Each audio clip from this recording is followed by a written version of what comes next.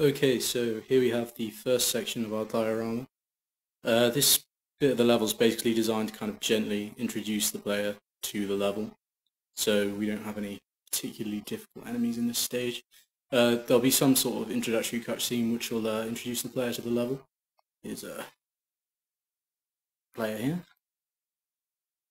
Right, so if we get closer. So what will happen is the player will start to proceed through the level, which will activate a trigger, which will then trigger these enemies, which are monkey demons, which you can read more about in the documentation. Basically, monkey demons are fairly low-level enemy. There'll maybe only be 2 or 3 of these. It's kind of to introduce the player to the principles of kind of combat in this level, in this game.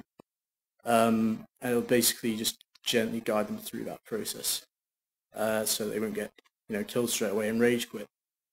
Okay, so once players dispatch those, they'll cross this bridge here, and they'll hit another trigger which will spawn perhaps a greater number of these enemies, but still a comfortable amount, so it's not kind of overwhelm the player with too much difficulty.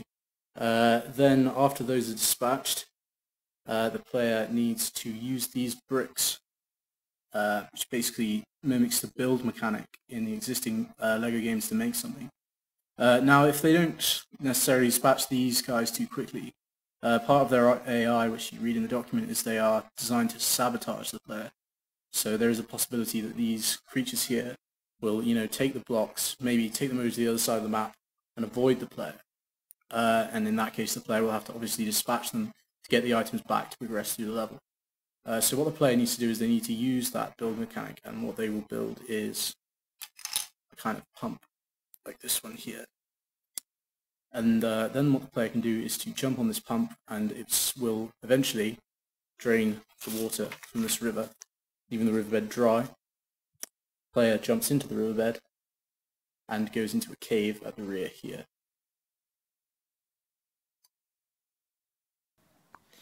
Okay, so here we have the second part of our diorama. As you can see, we've entered the cave, which we had to enter through the riverbed, and we've come out here. So what the player basically has to do now, get closer there, is to basically just navigate these platforms, which obviously isn't too difficult. And you see we've got some cogs lying around on the level floor.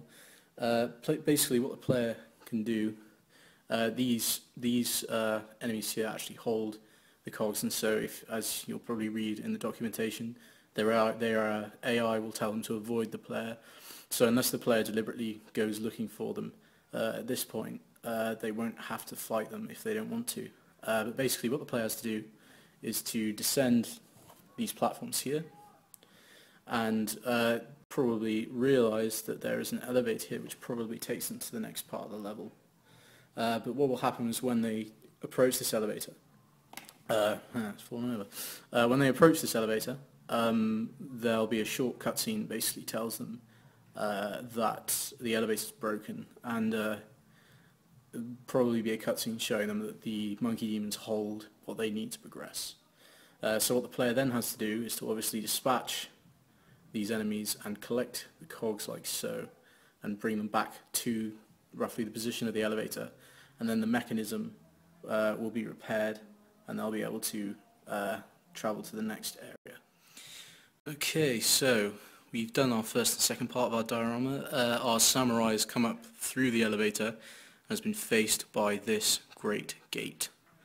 Now basically, as you'll probably read in the documentation, there are enemies on top of these walls hurling projectiles down at him, which is why these two kind of barriers are there to protect him. There's not a gate in place at the moment, but in the actual level there would be, and the player would need to destroy that gate in order to progress. Now if you look closely up here, you can see that there's a little bomb.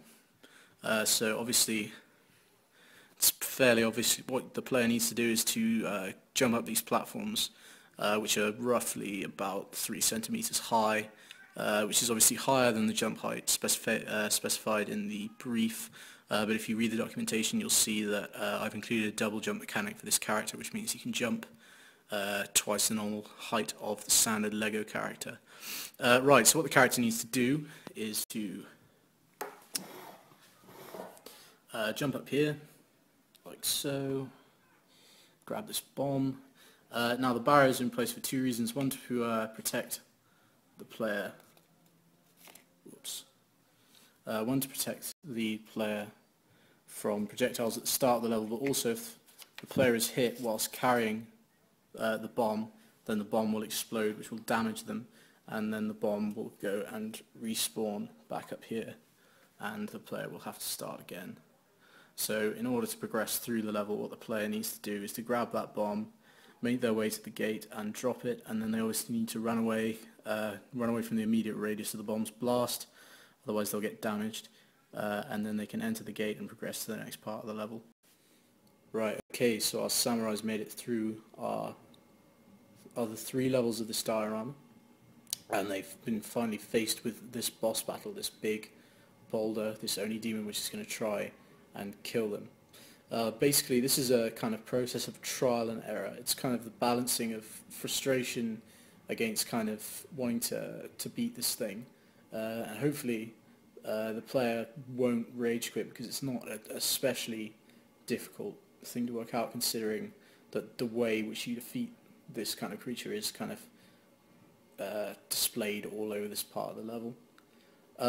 So basically the way the player needs to defeat this thing is to hit it multiple times and it will become enraged, and the player will soon realise that once it's become enraged, this thing here, once it's become enraged, it will charge at the player. Now the player will also obviously notice there's all these kind of other rocks lying around. Now it doesn't take a genius to work out that it's probable that if they lead the boss character into these rocks, that the boss character will become damaged, which is in fact the case. So what the player has to do is to lead this boss character into these rocks several times, and then that character will be defeated and they will have completed the level.